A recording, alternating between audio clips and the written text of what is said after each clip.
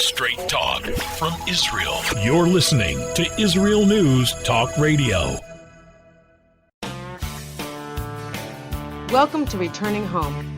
I'm your host, Natalie Sapinski, and today we are going to be speaking with some new friends. But before we get into that, I want to thank all of you who have been contacting me privately with email messages. Some of you have been sharing your own aliyah trials and tribulations. Others of you are asking for some personal advice. And one of you even told me you feel like when you're listening to my show, you are sitting at my kitchen table with me. And that is really the purpose here, to give you a place to talk about aliyah and to share.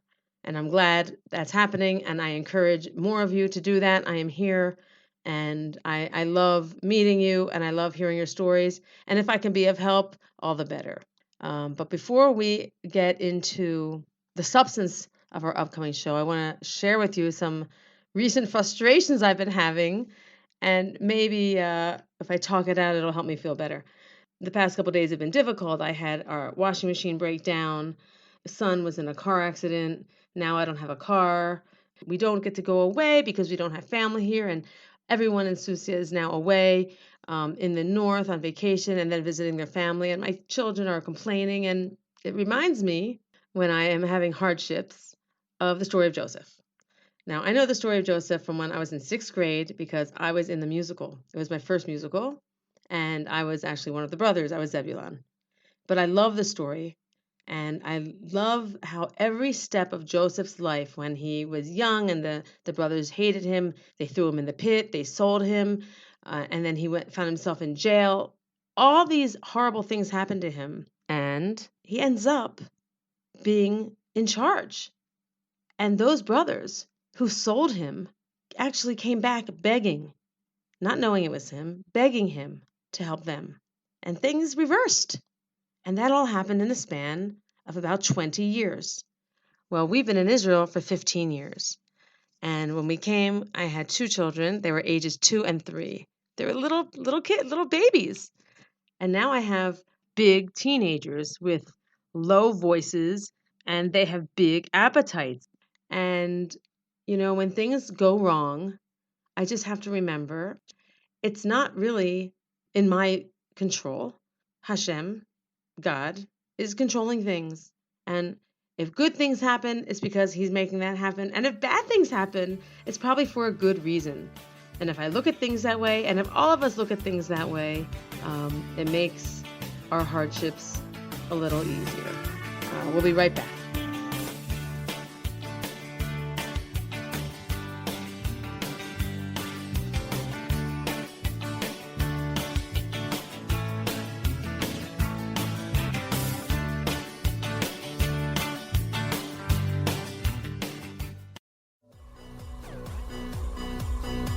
G'day, I'm Jono Vandor. And I'm Ross Nichols. Join us on our program, Israel on My Mind, a show that broadcasts all the weekly goodness that flows like milk and honey from the Holy Land straight into your ears with humorous and happy news stories. New shows are posted every Thursday at 7 p.m. Israel time, highlighting the lighter side and advancing a positive view of Israel here on Israel News Talk Radio.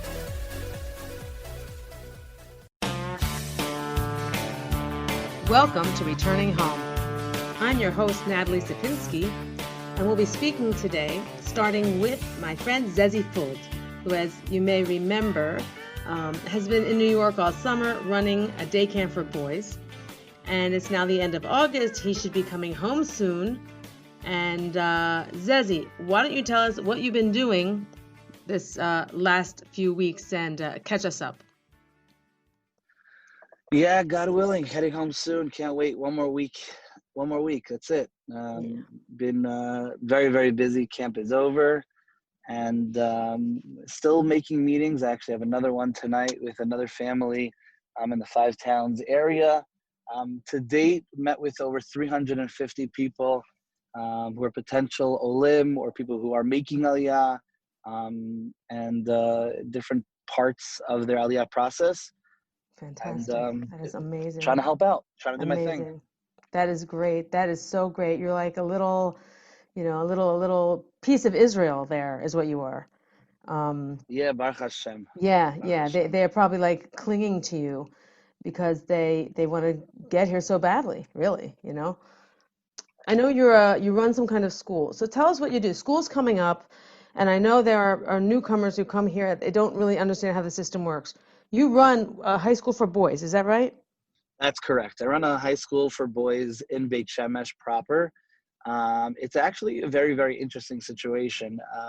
For the ultra Orthodox in America, their kids are brought up in one way. And basically, most of the schools for the ultra Orthodox in America, they teach them the Jewish studies in the morning, and then they teach secular studies in the afternoon. Whereas in Israel, it doesn't really work that way. If you're in the ultra Orthodox world, you learn the Jewish studies in the morning and afternoon and evening. There is no secular studies once you get to high school and even past like fifth grade. I work for a guy named Rabbi Simcha Sussman. He was formerly a singer for a group called Shalsheles. He's got a beautiful voice. And he started this place. He saw a need for a high school for boys who coming from America or coming from, we have kids from South Africa, Australia, England, from all over the place. And they just want something a little bit more smaller classes, a little more attention from the teacher body. And it's a truly, truly incredible place. The place is called Arze Levanon. And it's really incredible. The kids are learning the Jewish studies in the morning, and they finish with what's called a bagrut. For those who don't know what a bagrut is, it's basically an SAT equivalent. It's what you need to get into college. It's a diploma that you finished high school, and the secular studies that you need for in high school. Okay, so like most religious schools in Israel don't have that? Is that right? So no. So as I said, the ultra Orthodox ones, they're the ones that we'd call the yeshiva. The ultra Orthodox ones don't really, in Israel, don't have secular studies. It's hard to find those that do have secular studies. There are a few now, more in the American areas. In the Israeli areas, there are none that I know of, where they're doing the secular studies as well, where the kids are learning till 4 o'clock in the afternoon, and then they're doing secular studies after that. There are religious schools in Israel, but I mean they all fall under different categories in terms of the religiosity. All right. But in terms, yeah. So your target are what kind of people? These are English speakers above the age of 13 who have been raised in the yeshiva world in the diaspora? Yeah, that's really who the school is gauged towards. We do get some. We have a couple Israeli kids who want something more American type, much more feeling, a lot of communication between the parent body and the teachers, and the parents love it. I mean, we have a weekly meeting with the parents just to let them know what's going on and just to make sure we're on the same page. And it's a special place, and I Okay, love so it. this is very good to know.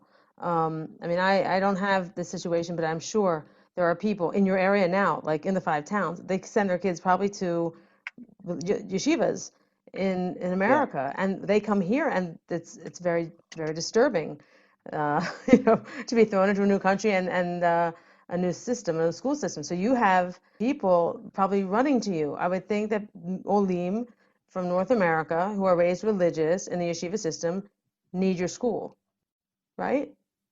Yeah, I mean, what's really interesting is that people who are making aliyah and moving to Israel from the diaspora, they don't realize that there's not much gray area in Israel. It's mostly Yeah, black and white.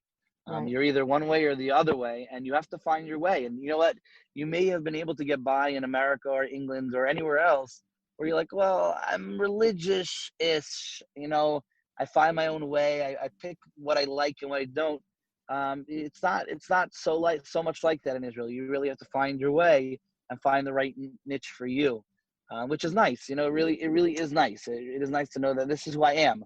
I have a real identity. My Judaism has an identity to it, and I'm not just a soul person who's in my house and doing whatever I want. You're part of a larger community. Ah, I It's a see what really you nice mean. feeling. Yeah, I see what you mean. Because there's like that Tilumi, and then there are other little big, actually, groups, and everyone's that way. You choose. You do have choices here. That's what you mean. You have choices. Ah, right. Yeah, you really do. And I'm sorry, there's so many different phrases of each different school. I just don't know how to even translate any Okay. of them. Okay. The So Mamlachti Dati, Mizrahi, and all the different school types. There's just so many different types. The thing that I did, the best thing that I would tell any parent to do, um, is know the schools in your area. And there's so many people out there that want to help you out. I always tell people that are looking at Beit Shemesh schools to call me, because I did a tremendous amount of research, um, calling schools, calling parents, calling children. Tell me about your school. Tell me about how you feel about it. Tell me all. And there are people in every single community that will help you, guide you through the schooling system.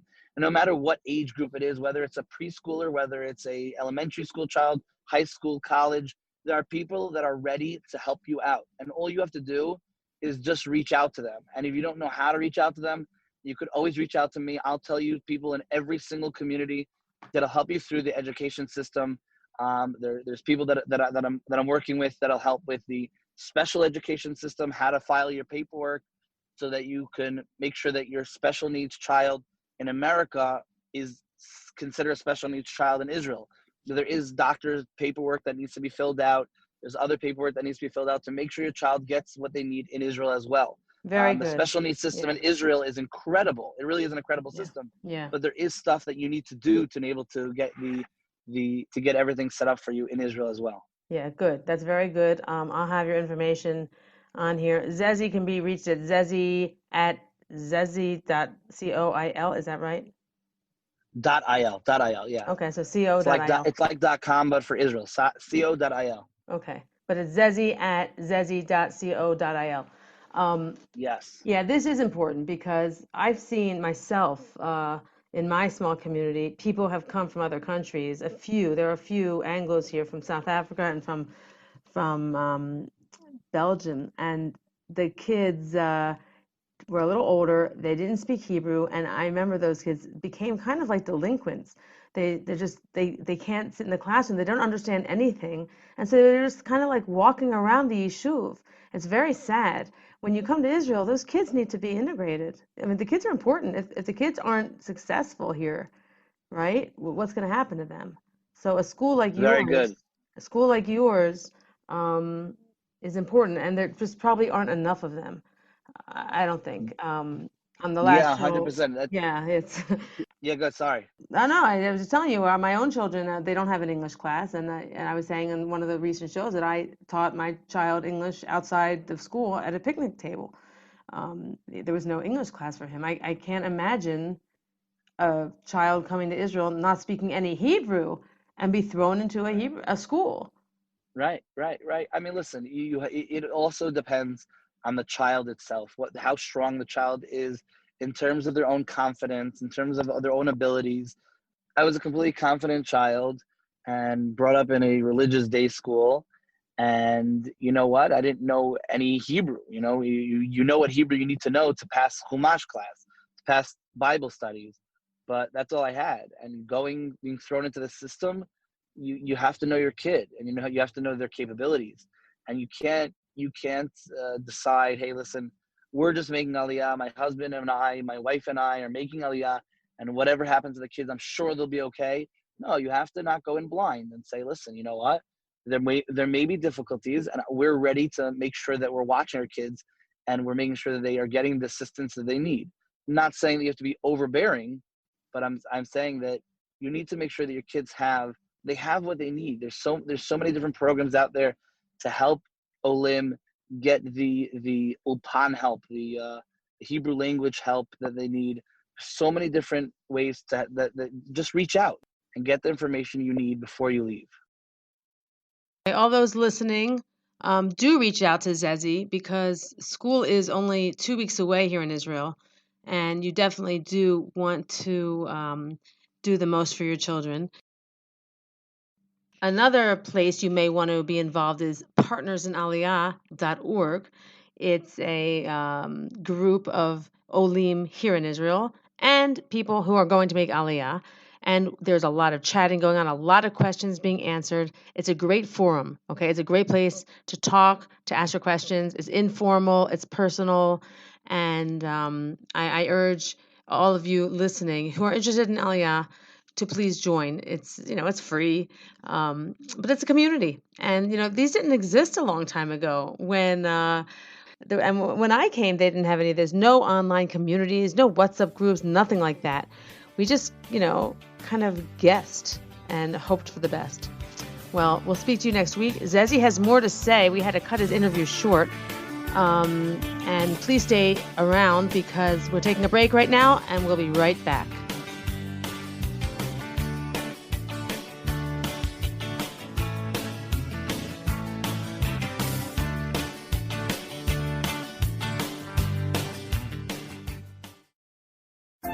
Hi, everyone. This is Andrea Siminto from Jerusalem, inviting you to drop everything and join me on my show, Pull Up a Chair. We'll visit this week's quirky stories, meet fabulous guests, and discover my Israel. Together, we'll laugh, shout, and explain the topics that make us say, hey, we've got to talk about that.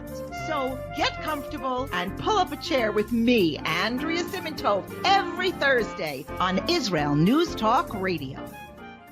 Psalm 23, the Lord is my shepherd, I shall not want. Did you know this psalm and many others were composed by a Jewish shepherd and musician who later became a king? Would you like to know some of the inner meanings of psalms to help you connect with God and strengthen your soul? An exciting and easy-to-read book is now available which will help you do just that. Software for the Soul, Psalms for Everyone, available on Kindle, Audible, and Amazon.com. Software for the Soul. Modesty at the beach? It isn't just about body image. It's about feeling good. Modest swimsuits, so we don't get burned by the sun. So we won't get ogled by strangers. So we'll feel free to express ourselves without the need to expose ourselves. Let Marcy Modest help you to cover up what you want, how you want. Made in Israel. Visit marcymodest.com. That's MARSEA modest.com. And get a 10% discount on your first purchase.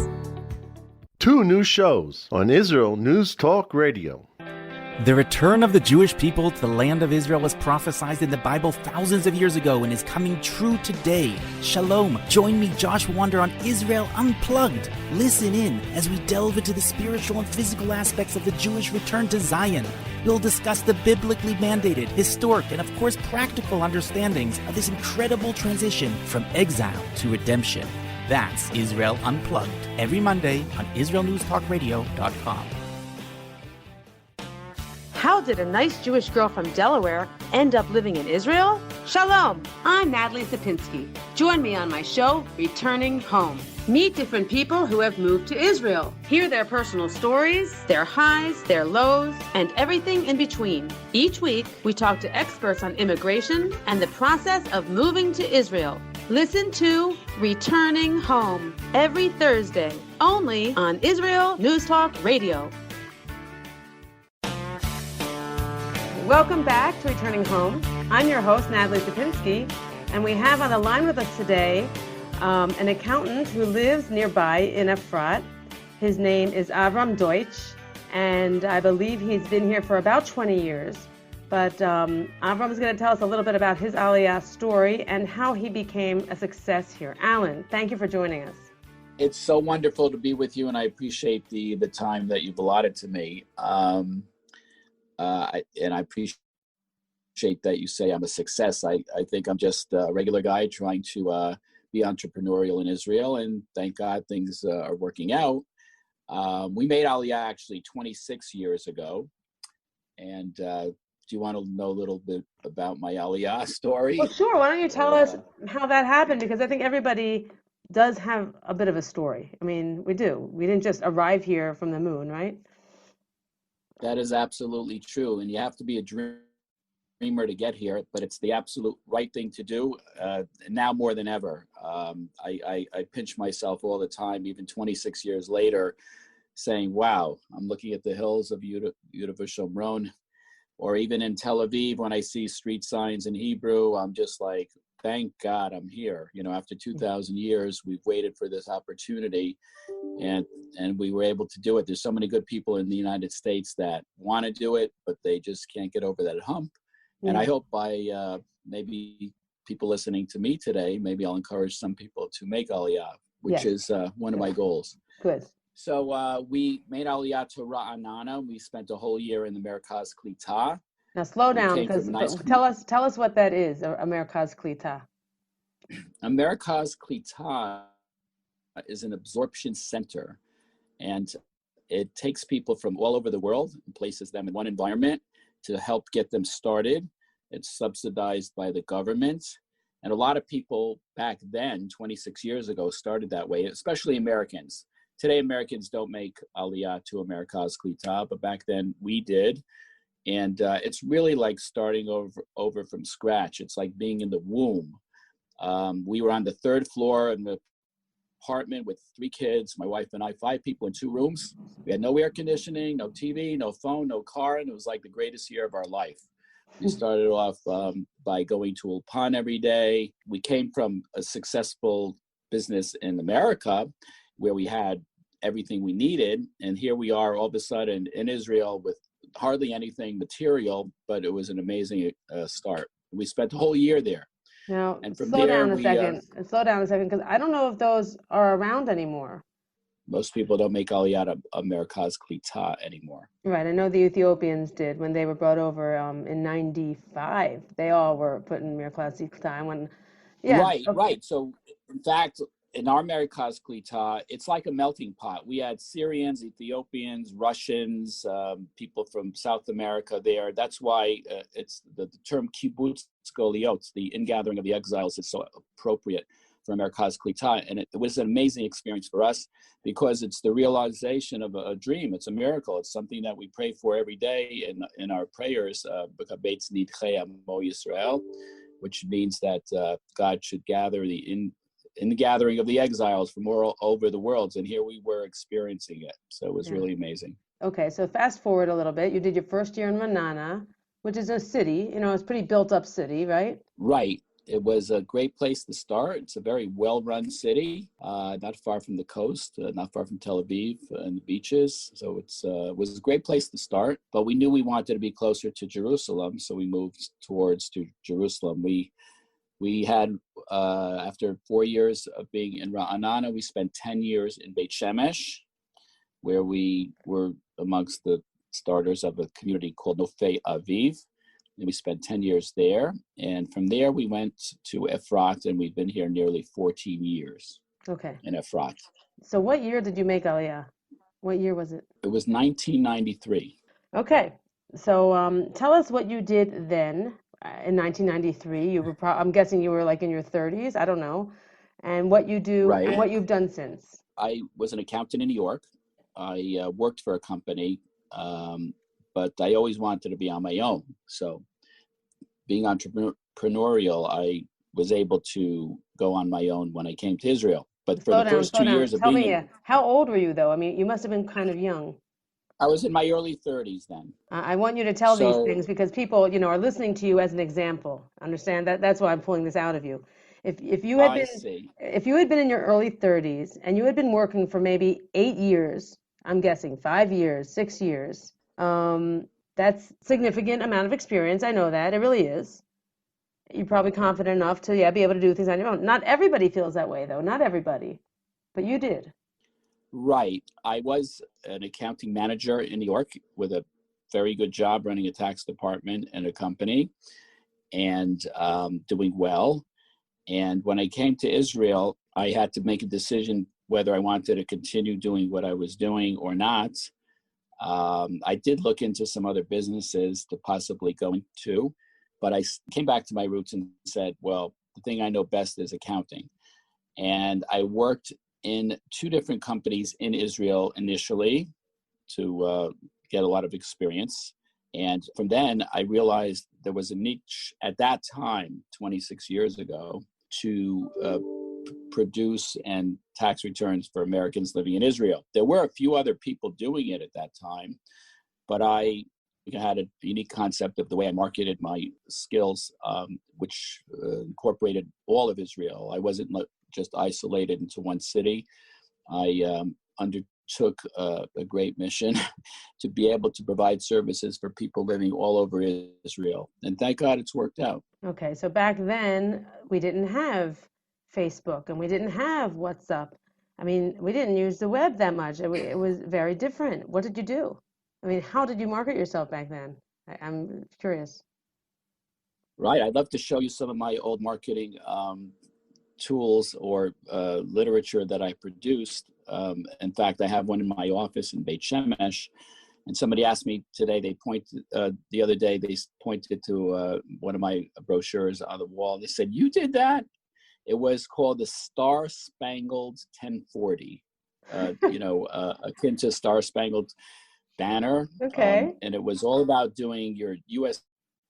tax return to the tune of, the Star Spangled Banner. It was a poem I wrote, and I distributed that when I was in the Merkaz Klita, and people liked that, and it was a way to introduce myself as an American that was able to help people do their tax returns and tax planning. Okay, so that's 1993. Slow down a second. That's 1993, Right. 1994. Now you're very funny. Like you're looking in your own mind and your own memories, and you're talking to an audience today of people without those memories. So when you say things like, "I distributed this brochure," now I'm telling you what I think. I'm thinking that you handed it out in your Ulpan class, and you told people to pass it to their friends. And when you went to shul, you took it with you to shul and put it probably somewhere where they also picked up maybe a newsletter. And that was your distribution. Was I right or wrong? That's pretty accurate. Like we all know, Facebook wasn't around and email was around or just getting started. Things have changed so much. So I really physically did a lot of walking all over town and even out of town. I told people before that when I got started, if somebody would call me when I was living in Ra'anana from a yishuv 2 hours away, I would drive 2 hours to get one tax return because I knew I needed to get started, and I would do anything to get some business. And look, when you're entrepreneurial and you want to start your own business, you really have to go out of your way to do a lot of things that other people might not do. And so I'm talking about starting my own business, for people that are interested in that. But you really have to be very pushy in that. I also got a tip from one of the people I used to work for, and he told me when he was at a party or any gathering and there were 100 people in the room, he looked around the room and he said, "Every one of these people could be my client." And I took that as a motto, not to be aggressive, to really attack people, but to start up conversations with people to try to see if I could help them, certainly help me and help them at the same time. And that's what you got to do if you want to really be entrepreneurial and try to push your own business. It's not easy, but thank God it worked for me. Good. So tell us where you went afterwards. It just grew. I mean, you've been, now 26 years. So I started marketing my services. I started doing a lot of speaking and article writing in different publications. And I used to go back in the beginning. We made aliyah with a group called Tehillah, which doesn't exist anymore, but it was the precursor of Nefesh B'Nefesh. And Tehillah used to invite me back a few times a year. I paid my own expenses, obviously, but I used to go back to America and do a lot of speaking to potential Olim and to help them with their finances and to allay their fears about what to expect when they made aliyah. And a lot of it had to do with taxes and finances. So I did that for many years in the beginning. It allowed me to visit my family also when I was there. And so that was part of my marketing. And in Israel, I did a lot of speaking for different organizations and the article writing. And like I said, the marketing with the brochures and just going out and meeting people. So got started that way. Amazing. So, I guess you found like little groups of English. I'm guessing, these are all, you're geared towards Americans, the American tax return. So all your contacts and all your target were Americans. Alan had to go. The line got messed up. So let me just wrap up. I love his story because it shows just good old-fashioned believe in yourself and hard work. And, when you come to a new place, it's a new place. You can't recreate your old life. I mean, Alan came, he was a successful accountant, and he came and he lived in a 2-room apartment with nothing. And he said it was the best year of his life. I love that. If you look at Israel as an adventure, you will succeed. You will.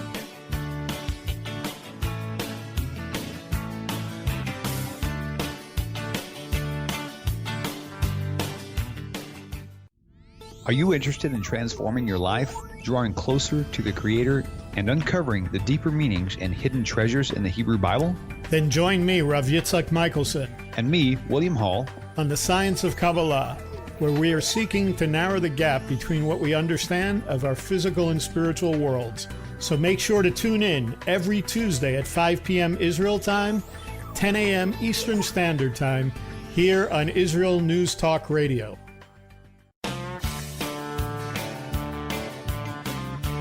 Welcome back to Returning Home. We're speaking to Barbara and Matt Zucker from Bluebell, Pennsylvania. Tell me a little bit about yourselves, and tell me about yourselves and why you're coming. Okay, so we grew up in Philadelphia area, Montgomery County suburbs. We've known each other pretty much our whole lives. We met at Hebrew school.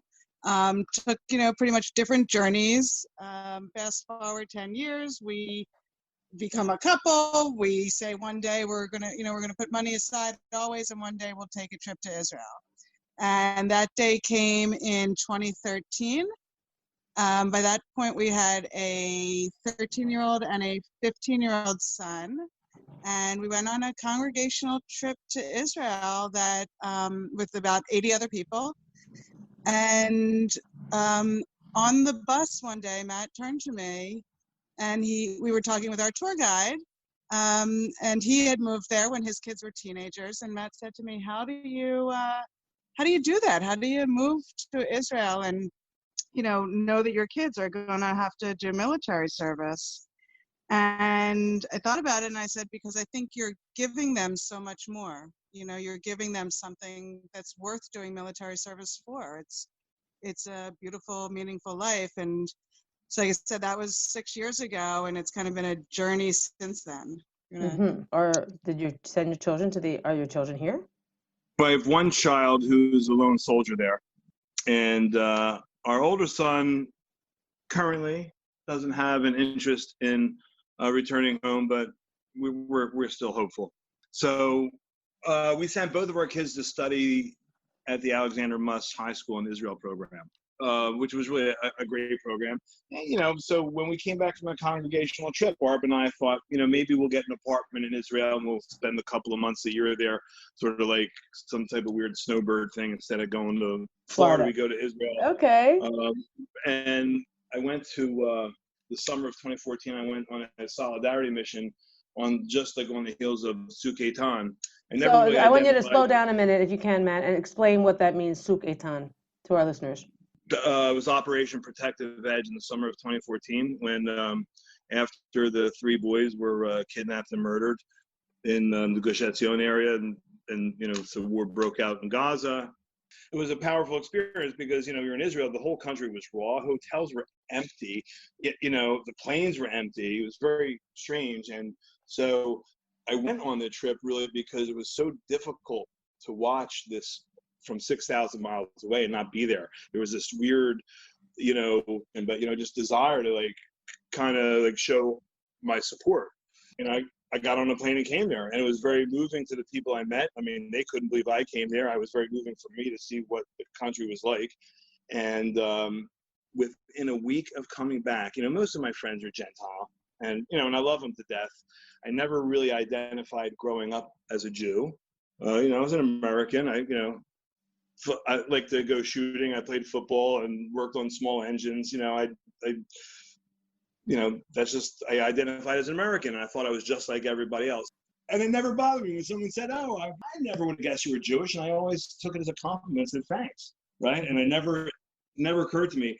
And within a week of coming back from my protective edge mission. Friend of mine, I hadn't seen in a few months, he comes over and gives me a big hug. My favorite Jewish buddy. And it was like a bolt of lightning. I was like, you know what? I may think I'm just like everybody else, but no one else thinks I'm just like everybody else. And that's when I first realized that, you know what, Israel is our home. And so from that point forward, the snowbird idea transitioned into just moving home and packing. So this guy, right, and I consider him a friend, and to this day I still do. It's not coming from anti-Semitism, I don't think, but he embraces me, gives me a hug, and he says, "My favorite Jewish buddy." And it just struck me that he wouldn't say that to any other person who, You wouldn't say my favorite black buddy. or my favorite gay buddy, or my whatever. And I was like, and it just was so eye-opening, and it made me realize that no matter how much I think I'm just like everybody else, I'll never be just like them. And I mean, I love America and I love my friends here, but the fact of the matter is when we go to Israel, we're home and we feel it. It's just like, I can't explain it. We tell people about, when the handyman comes in and his cut off jeans and his kippah and kisses the mezuzah, or you go to the Greasy Spoon Diner in an industrial area and there's, benchers on a table there, in a hand washing station in every restaurant you go to. Yeah. You can live a Jewish life every day. In America, if you want to identify as a Jew, you're either living in an Orthodox neighborhood, or you go to hello. Yes. Or you go to synagogue, blah blah blah. But in Israel, you can live a genuine Jewish life every day, just being there, and it's what we're looking for. Yeah. Good. Sounds good. Barbara, your turn. Yes, ma'am. What did it for you? I mean, these trips are great. You're boosting up the trips. I don't know if their purpose was for you to leave America and move here, but after that one trip and thinking we're going to get an apartment here, that's pretty severe. That's a pretty strong reaction. It's good. Yeah. I mean, it was certainly, it was definitely a journey, right? I mean, and it's funny. I was just telling Matt, kind of after our trip with the kids and then Matt's trip. The kids all went themselves and studied. We spent a summer in Renana, where I worked during that to see if I could, keep my U.S. clients. And, it was just like, here we were, we had older teenage kids and they were in different stages of life. The older one thought, maybe I'll go to college in Israel. Then he didn't. Then the younger one was coming up through high school. And so it was just a matter of shifting plans continuously, but always kind of keeping that goal in mind of getting there eventually. It's funny, Natalie, I remember one day Matt turned to me, I guess it was about 1.5 years ago, 2 years ago, as it really was getting real. We were starting to get ready to sell our house and really take big steps toward it. And he turned to me, he said, "Do you ever feel like we're just playing a big game of chicken?" I was like, yeah, sometimes I do, but it's then like a trip would be on the horizon. I mean, once our younger son moved there 2 years ago, I think we've taken six visits since then. 6 trips in 2 years. Yeah, and every time we're there, just any of the fear, anxiety, the oh my gosh, what we're leaving behind. It's like we can't even hear the voice of it. Good. That's right. That's right. You look forward. Yeah. Yeah. So I can't say that there was one moment where I was like, yes, we're going to do that. I almost feel like I always liken it to sort of like when you're doing a jigsaw puzzle, and as you get closer and closer to finishing, all the pieces kind of fall in place. So you must be doing it right. Man, that's sort of the way this everyone is saying this. Everyone is saying this. Things just fall into place, and it's really true.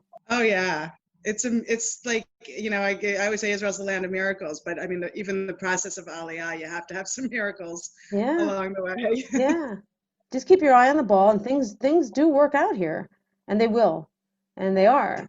Yeah, we're currently hitting our emails every 2 seconds right now because we're waiting for the final confirmation on our flight date. Okay, so good. Tell me about that. You did all the paperwork. You probably did this a year ago, I'm guessing, or maybe even less, before the corona pandemic. I'm guessing you were in the works. Yeah, we started filing the paperwork probably last fall. Okay. Like last summer, we sold our house, we sold half our possessions, moved into like a rental community and started all the paperwork. We were set to go pretty much. I think we maybe had one piece of paperwork when things started closing down because of the virus. And then the Jewish Agency closed down for a couple of months, and then they opened back up, and I don't know if anyone else has told you about this. Now they're asking Americans for an FBI background check. Oh, sure, everybody. It's a big problem because it only lasts 6 months. It's not just the background check, it's the apostille. Right. So we've been really like skin of our teeth because because our son is a lone soldier, we are not supposed to come into the country until he has only a year of service left. Otherwise, he loses his lone soldier status. So we had the date, the first flight that we could get on when he would be within a year of finishing. Good for you. So we've been targeting this, and so it's been just like a roller coaster. Okay. But finally, all of our paperwork is in, and our file is in the Nefesh B'Nefesh flight department, and we're just waiting for them to say, here's the date. So that's great. That's a big, I'm sure, weight off your shoulders. You're going to be here soon. Yeah. It's amazing. Yes, as soon as we have the definite, as soon as we see that ticket, I'll feel like the weight's off. I just can't. It's on its way. It's on its way. It's on its way. Tell me how you chose Zichron. Well, we have Matt's brother met a guy who lives there, oddly enough. They met online. They're both pilots. And he introduced him and his wife to us. And so when we were there in Renana this summer 2016, they invited us for Shabbat. And for me, the first time I stepped foot in Zichron, I just knew. I fell in love. I said, oh my gosh, this is like a Mediterranean town. And right. I realized that's right. It was. Yeah. Yeah. So then we did travel around a lot in all of our trips and check out other towns, but we kept coming back to Zichron. And, I don't know if we'll stay there. I don't know if that'll be forever for us, but it's where we'll start. Okay. You're in your mid-50s. You're moving to Israel. What are you going to do professionally? My wife is a specialist in live training. I write training programs for live meetings, so mostly in the pharmaceutical industry. If you think of a Please Touch museum, like an interactive museum, I help companies create those for a live meeting, which, shutdowns and virus fears now don't happen too often. So you're not of a selling exercise. It's like you're tricking people into learning. It's a fun industry, but it gains a lot of its strength by people being together. Thank you, Barbara and Matt. Thank you all for joining us. We'll meet next week.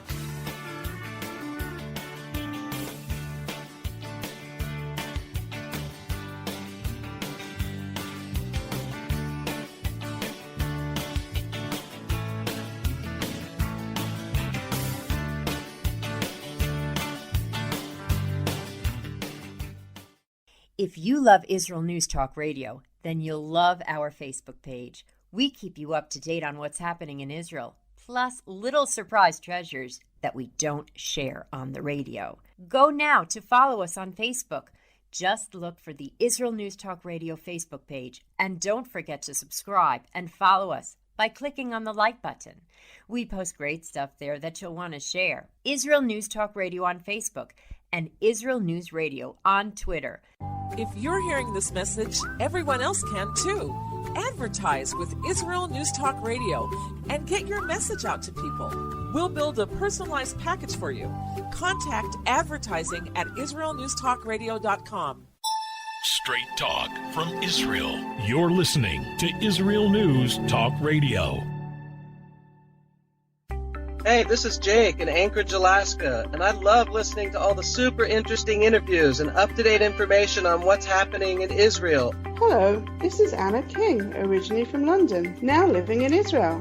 And what can I say? Israel News Talk Radio is my cup of tea. My name is Bhaskar. I'm from India, and I love listening because you get to know the truth and wonderful voices from this lovely country. Mom! Okay, wait a minute. Hi, this is Chava Dax, and I'm calling from the rolling hills of Ma'ale Adumim, just north of Jerusalem. I always listen to Israel News Talk Radio to get all the latest news and commentary and to keep me up to date every day. This is Sarah Da from Malaya, Jamaica, and I'm 12. I wish Israel News Talk Radio was boring so my mom wouldn't listen to it all the time. Mom! You're listening to Israel News Talk Radio. News, opinion, and more. You're listening to Israel News Talk Radio.